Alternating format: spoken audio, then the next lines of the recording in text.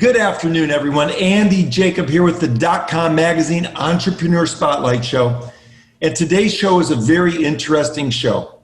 I have Mr. Mike Brown, the director of Kobbe Vaults. And if you haven't heard of Kobbe Vaults, you want to watch this show because what they do is they are an asset storage and concierge wealth preservation service for distinguished investors. And Mike and his team have an offshore precious metal vault business that is absolutely something you need to hear about, especially in this day and age when things are so unpredictable and things are so unusual. You might want to look into what Mike Brown and his team over at Fort Kobbe Vaults are doing. Mike, thanks so much for coming on the show today. Thank you, Andy, and it's an absolute pleasure being here.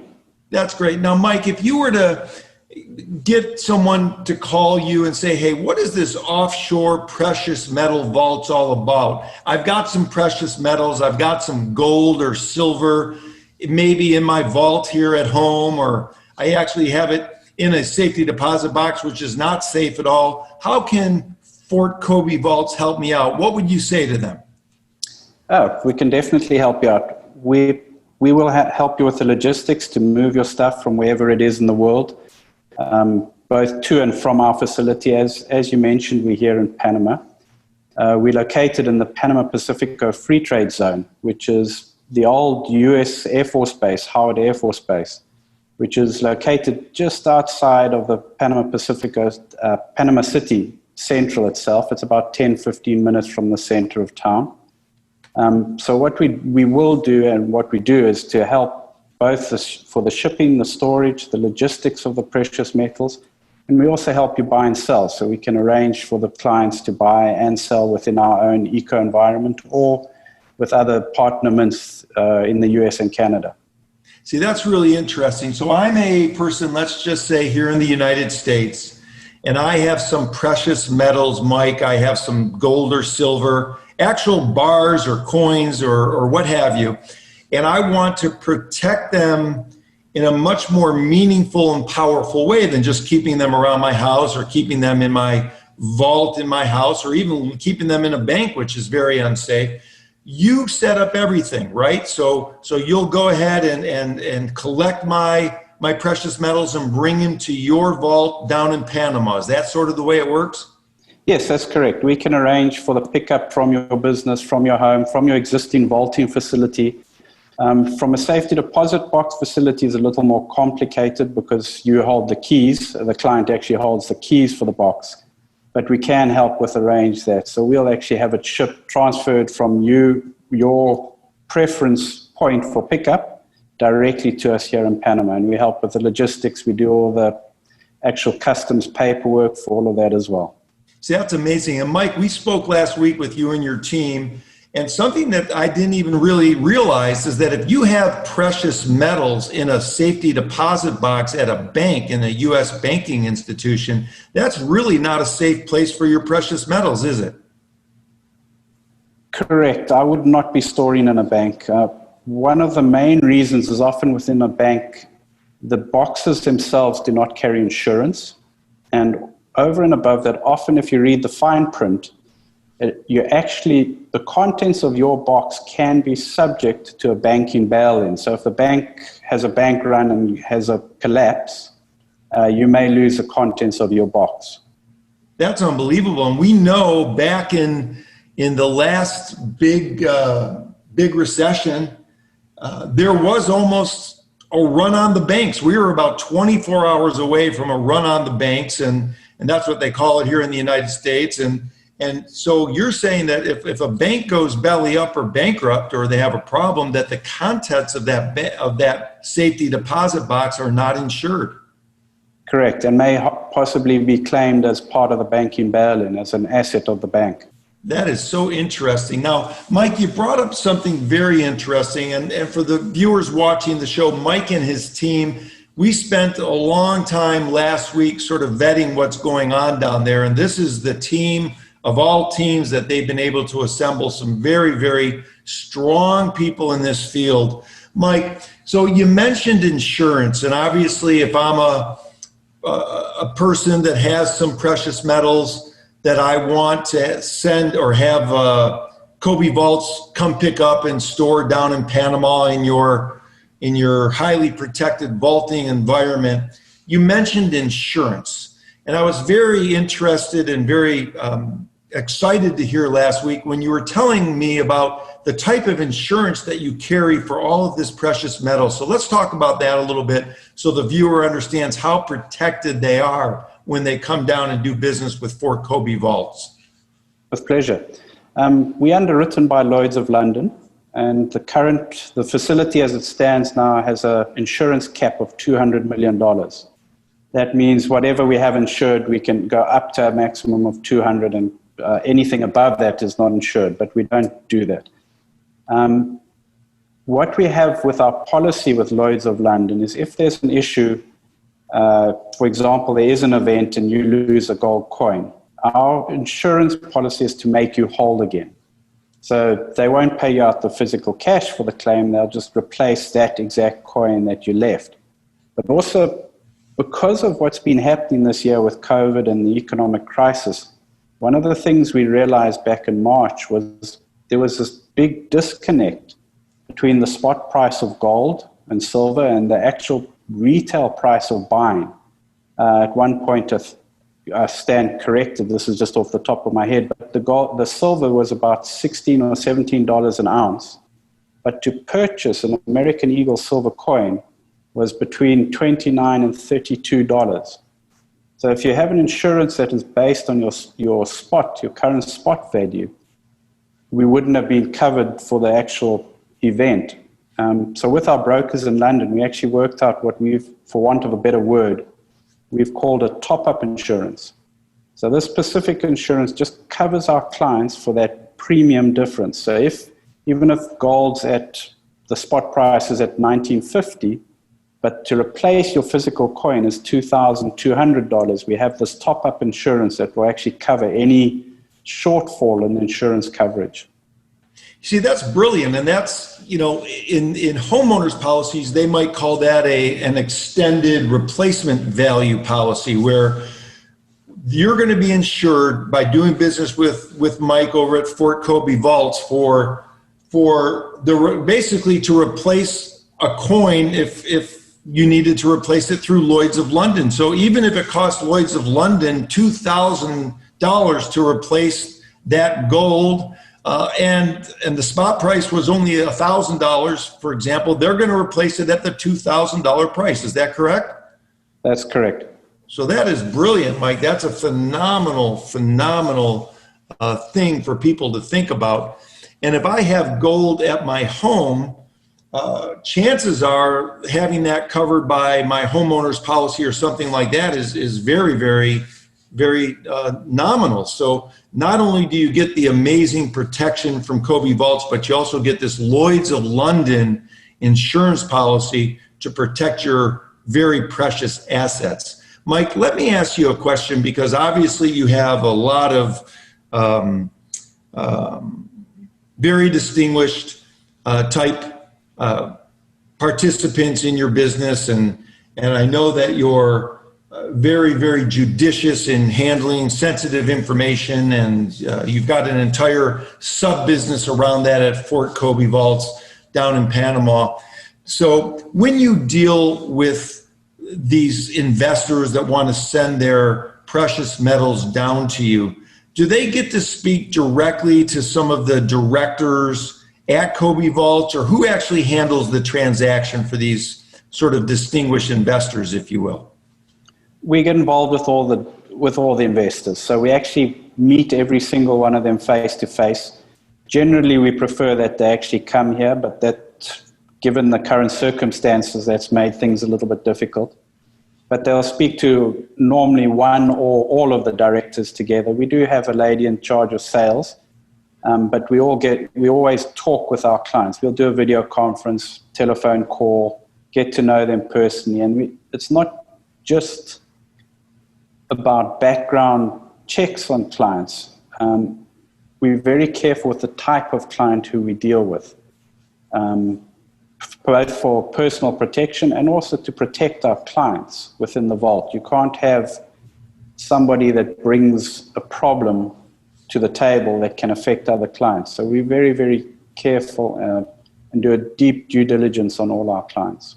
See, I like the sounds of that. And I also like the sounds of pre-COVID at least, and now hopefully opening up even more, people having the opportunity to fly down to Panama, visit you and the other directors, see the facility and see exactly how it all works, which is brilliant.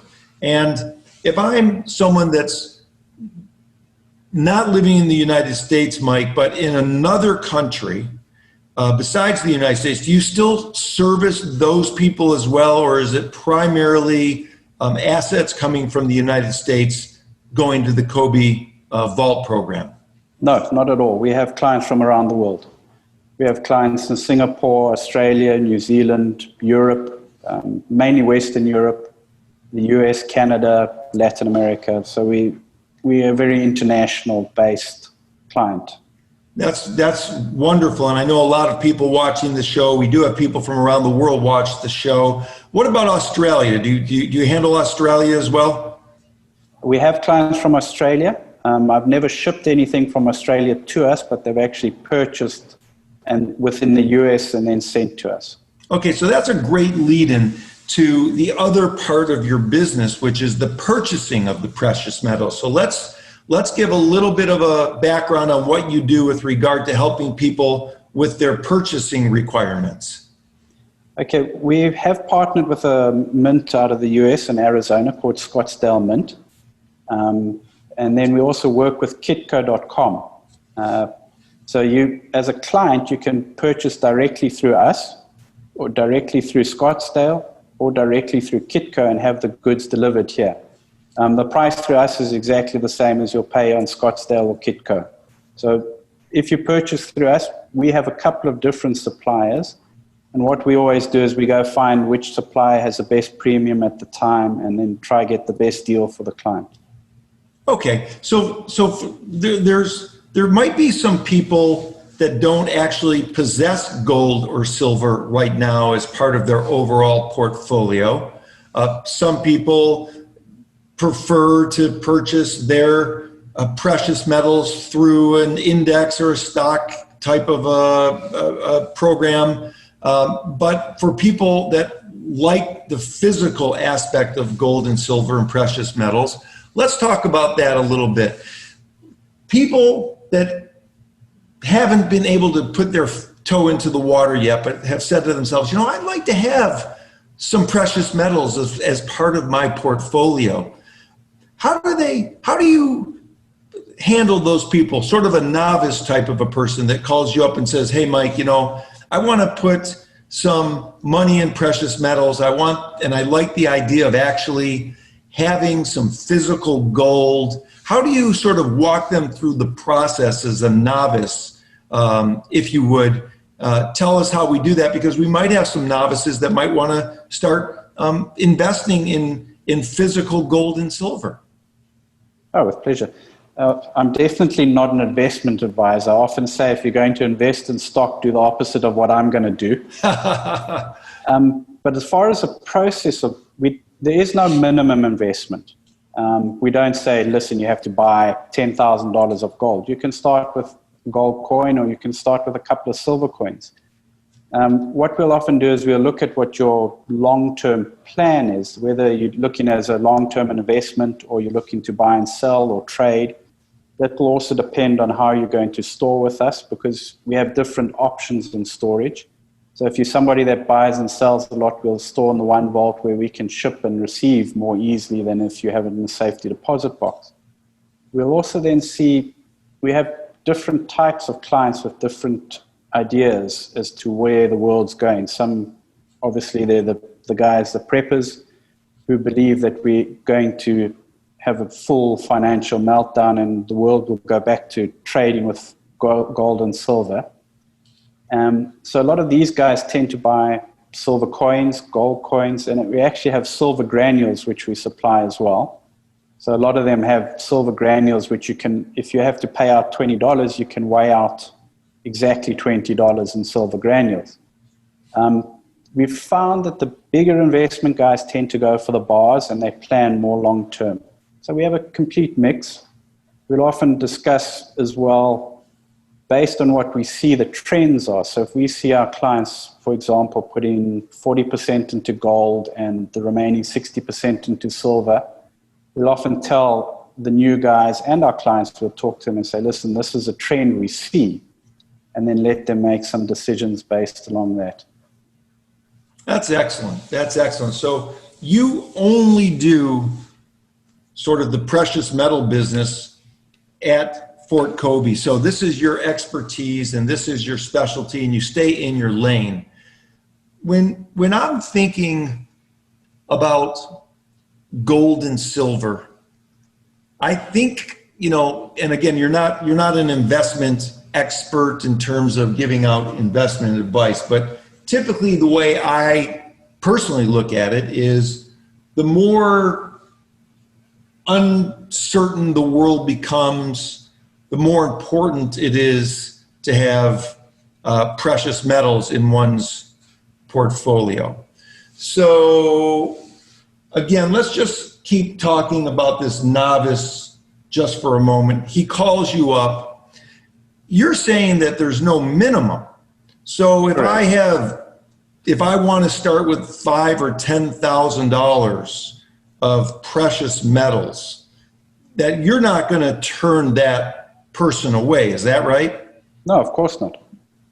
Okay. So while you work with many of the larger type of investors, you're welcoming to a broad array of people, and even those people that just want to get started and aren't so sure they want to keep their own gold in their own house, they can reach out to you and say, hey, I want to take advantage of Fort Kobbe's vaults. Correct. Okay. Now, what about someone who has their precious metals stored somewhere else, not in their home, not in a bank, but maybe there's another storage facility throughout the world or in the United States? You also have the ability to move those precious metals from those facilities to your facility. Is that correct? That's correct. We work with companies like Loomis and Malcolmette who handle the insured international shipping of precious metals. And we can arrange for pickup from your vault. Often the vaulting facilities themselves will ship to us as well. It all depends on how you want to handle it or the client wants to handle it. So let's talk about that just for a minute. Let's say someone who's watching the show has some precious metals in another vault here in the United States. What would be the main reason, after watching this, Mike, why they would say to themselves, I want to move my precious metals from my current vault over to Mike at Fort Kobbe? What would be the reason why I would change my strategy in terms of vaulting?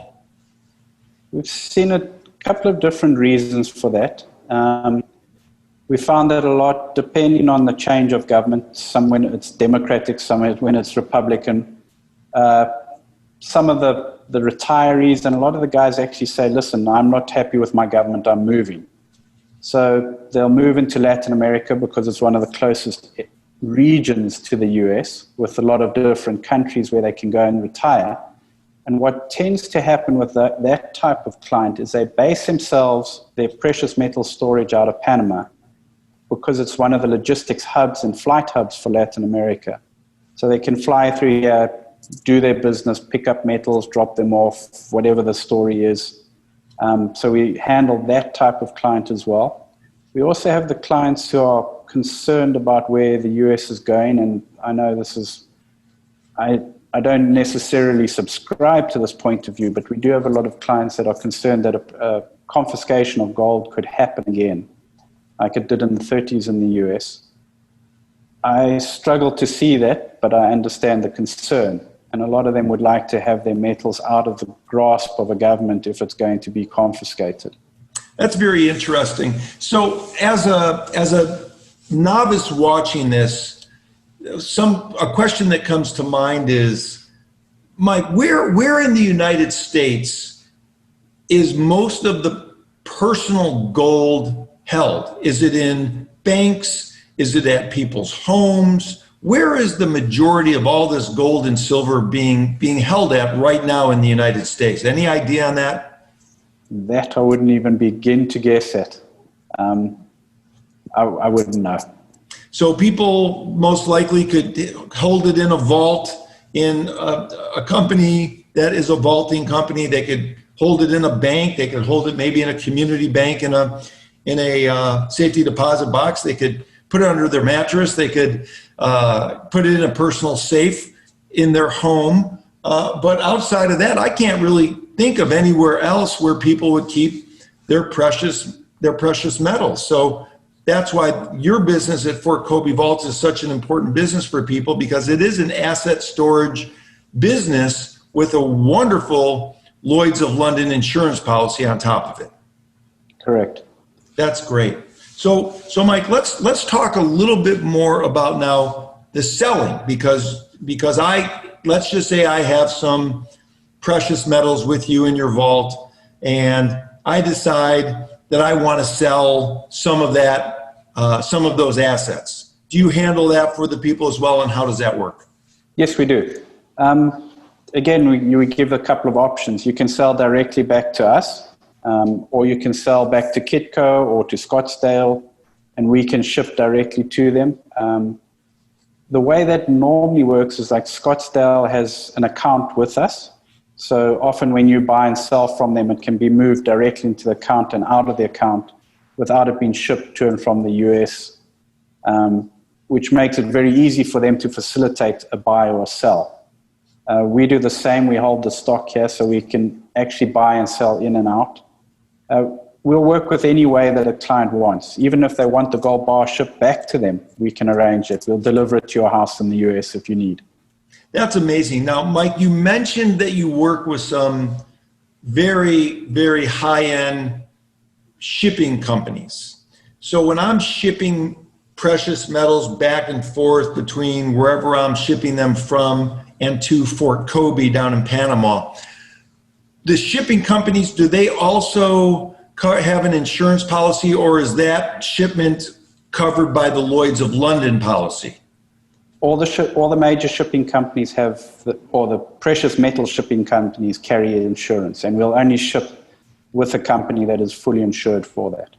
That's great. That's great. So with my Lloyds of London policy covering my precious metals down at your vault at Kobbe, is there a limit on the amount of coverage that one individual has? How does that work?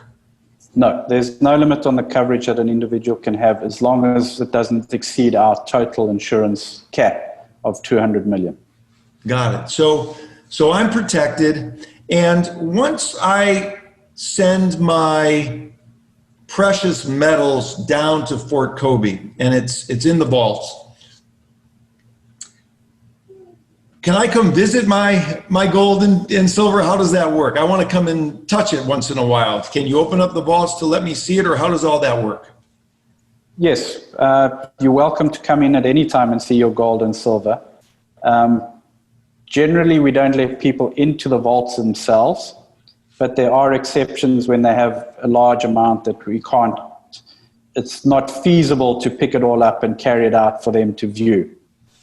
But we're very, very strict on the access control to the vaults themselves. But you're welcome to come into the facility anytime. We open during the week between 8 and 5 normally.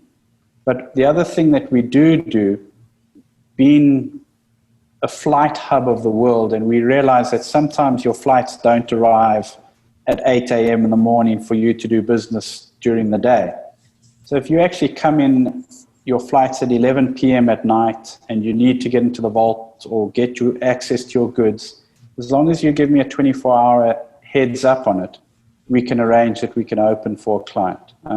Specifically because we have the vaults time locked, we have to plan ahead a little bit on how to open.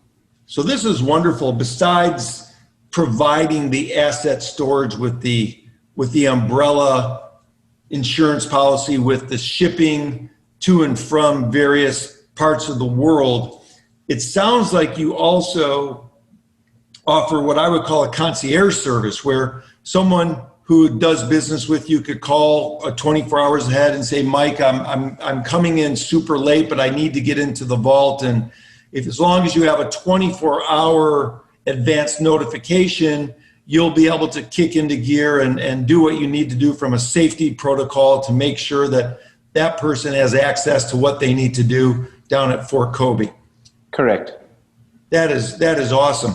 How does a Lloyds of London sort of vet Fort Kobbe? Did they come in and sort of take a look at what you had going on down there and send in some experts in precious metal vaulting and say, okay, this sort of passes the mustard and this is what we're going to do for the people down at Fort Kobbe? How does all that work? Yes, the broker appoints a company. In this case, we used a company called Iris out of the UK. And they basically held my hand through the entire design process, construction process. And then once we did the soft opening, they send the assessor down to Panama. He spent 4 or 5 days here with us, where he goes through. They start with the vault, then they start with the surrounding area, the systems, check the standard operating procedures, check what cameras we're using, what access control systems. So they hold your hand through the entire process and then do a proper evaluation of the facility when it's finished. And then we'll suggest, okay, we need this changed or little things changed, things like that to improve the security. And then based on what the assessor says, is what our insurance gets underwritten for. See, that's very, very interesting. So you've gone through a complete vetting process from the premier insurance company in the world. They've looked at not only the safety protocols, but other things that you do to secure and ensure the safety of the asset for your customer base. Then they work with you after that to possibly make some additional suggestions in order to make the asset storage system even better. And once they're thoroughly convinced that they and you have put together a program and a system that makes sense at the highest possible international standard, then they would go ahead and provide you the insurance certificate for your program. So that's very, very good to hear. As a potential investor with you, I'm glad to hear that. I'm sure people watching the show are also very interested to hear how all that works. Mike, if I'm looking at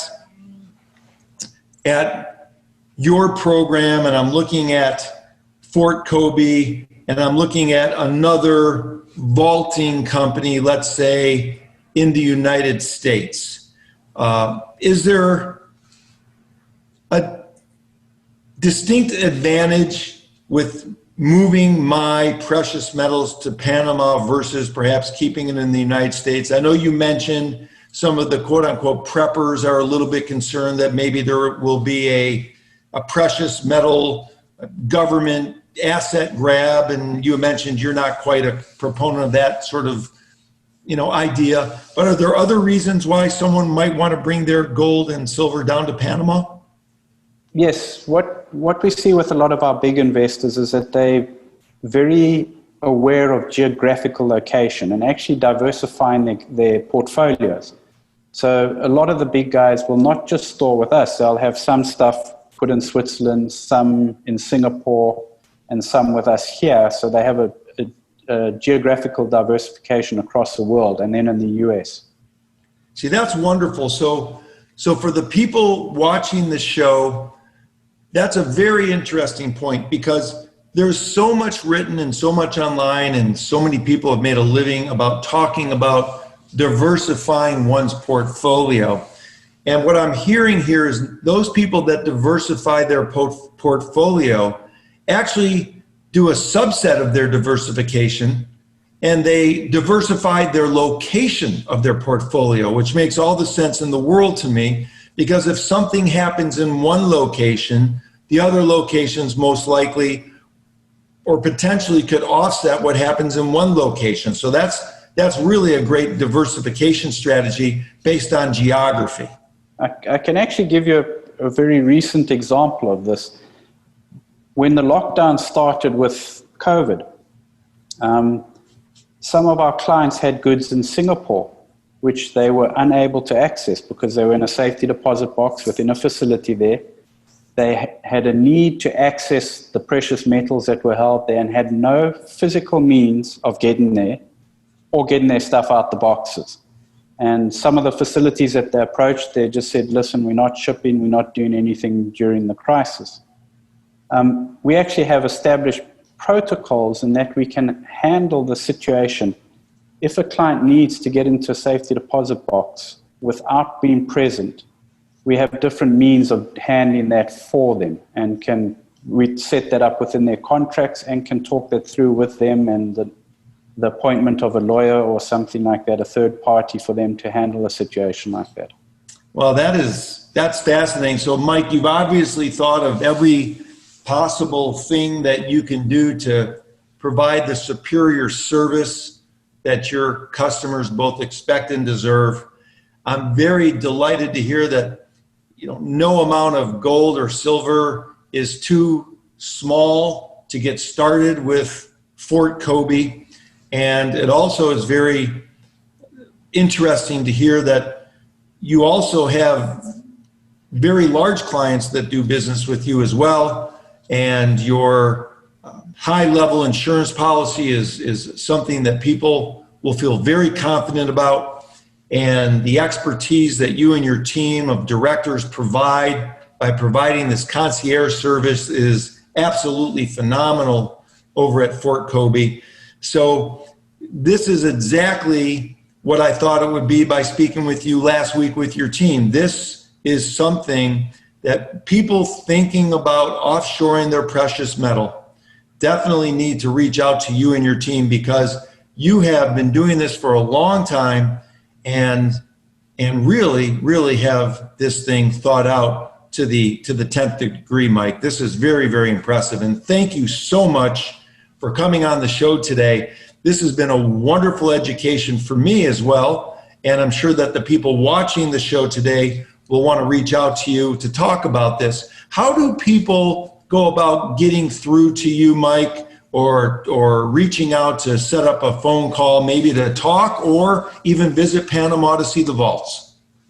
Well, they can email us on the info email, which is a very easy one. It's just info@fkmpa.com. That will go through to myself and the rest of the team here. They can also go to our website, which is just fortkobbevaults.com, and contact us via there, the telephone numbers, email, contact forms, all the normal means. But we're available anytime to chat with clients. Mike, again, thank you so much for being on the show today. This has been a wonderful learning experience, and I'm quite certain that you'll be hearing from some people that want to get into this precious metals, offshoring of precious metals, because it just makes all the sense in the world based on what you've said. And thanks again so much for participating. I know you're very busy, and finding some time today to speak with us, Mike. Thank you, Andy. I appreciate being invited. Thank you.